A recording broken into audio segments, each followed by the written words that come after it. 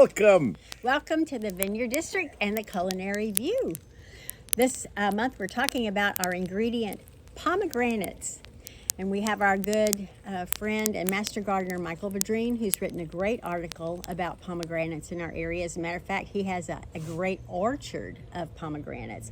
So be sure and check out our culinary view at murbon.com. And it's mid-August, and his pomegranates are coming on strong. And it's a fabulous fruit. Everybody's heard of it because of its health abilities, health contents, and it's great as an ingredient to many meals and drinks. So one of the things I wanted to share with you is that we do a cooking school here every month on the third Sunday of the month, and Chef Zeke produces a fabulous menu and he shows everyone how to cook the meal, and each month's meal incorporates the ingredient that we'll be talking about the next month in the culinary view. So this last Sunday they did a meal that was very Moroccan in style. This was the Moroccan chicken that they did, and absolutely look at delicious. that! Look at that Moroccan chicken. It's Whoa. great with the beautiful rice. I mean, it was fabulous. And they did a cocktail, which I think it was so fun. Cocktails are very popular right now, wine-based cocktails particularly. And they took a pomegranate syrup, which is pomegranate juice with a little bit of sweetness to it, and a little bit of a lemon juice. Did a little blend there. Then they poured it in, created a cocktail out of it. That was our greeting cocktail. And then the wine was? The wine, this wine is our sparkling brut. But you could use whatever sparkling wine you want. I think they also use the sparkling almond, which is a little sweeter. So it kind of depends on if you want a sweet. Look how pretty that is. It's a beautiful, Isn't that and gorgeous? how it layers in color. And I it love does that. layer because the pomegranate juice is heavier than the wines, the sparkling wine, and so it's down on the bottom. So you could see it's a layered color. It's Right. really pretty, really Very pretty. pretty, and it looked beautiful with the setting, with the Moroccan dishes that they. Oh, it smells fantastic. It just is. smells great. So you'll try that with your pomegranates, and then we're going to talk about a little bit about the wines that go well with pomegranates. Think of pomegranates as being sort of a sour cherry kind of characteristic, and of course you have the seeds that you can use, the fruit that you can use. The winemaker gives it a thumbs up. It is a health food. Pomegranates It is a health food. made Thank into you. a cocktail. Who would have thought? Exactly. So you've got a healthy cocktail now.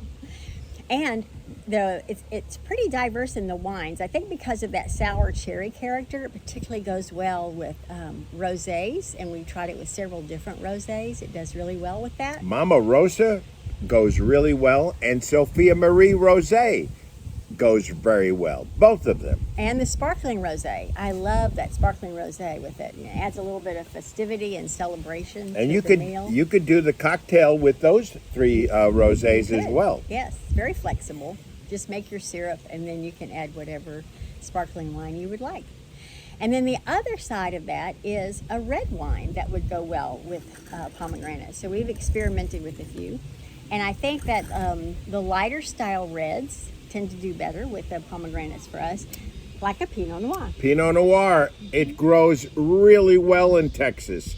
On the high plains at 3,600 feet of elevation, it's amazing how well it grows there. You know, and one of the things as a winemaker, a lot of people say that, oh, Pinot Noir is very difficult to make because it needs a cool climate. Well, it seems to do really, really well on the high plains.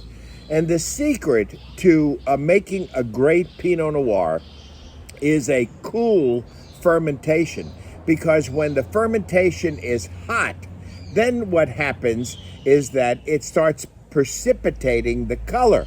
So you wind up bleaching out the color, and it winds up looking like a rosé, even though you're intending for it to be a deep dark or a red wine. One of the things that we invented here is a technique called flash fermentation, where we started the fermentation off at a cool temperature.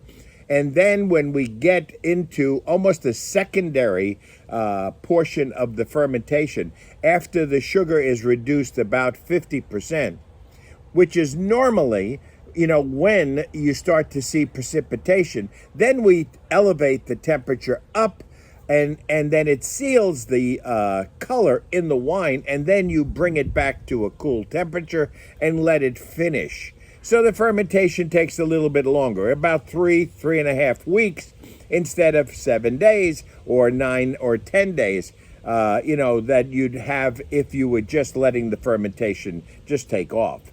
So we found if it starts cool and then elevate the temp with the fermentation and then bring it back to cool, you preserve the color and it winds up being a beautiful wine.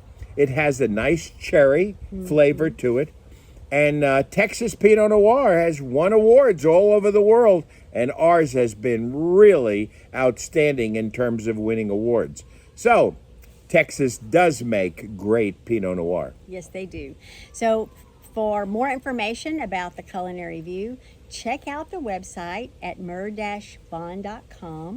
And we'll put the link in here as well for you that you can go and see what we do for our Culinary View calendar. You'll find more information about the horticulture article, also a recipe, and then you'll find our wine pairings suggestions that we've included there. And check out the cooking party with the chef. Oh, it's fantastic. Third Sunday of every month, and it's on the messinahoff.com website. And you could learn how to cook. It's amazing. And they share great wines with the educational program. And Chef is fantastic. He is a great teacher. So come and join us and enjoy these great suggestions of cocktails and Messina Hoff Pinot Noir. You'll love it.